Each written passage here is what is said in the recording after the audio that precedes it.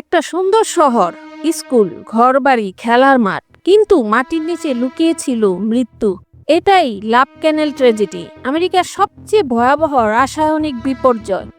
1940-এর দশকে নিউ ইয়র্কের নায়াগ্রা ফলসের কাছে লাভ ক্যানেল নামে এক জায়গায় একটি কোম্পানি ফেলে রাখে প্রায় 21,000 টন বিষাক্ত রাসায়নিক বর্জ্য।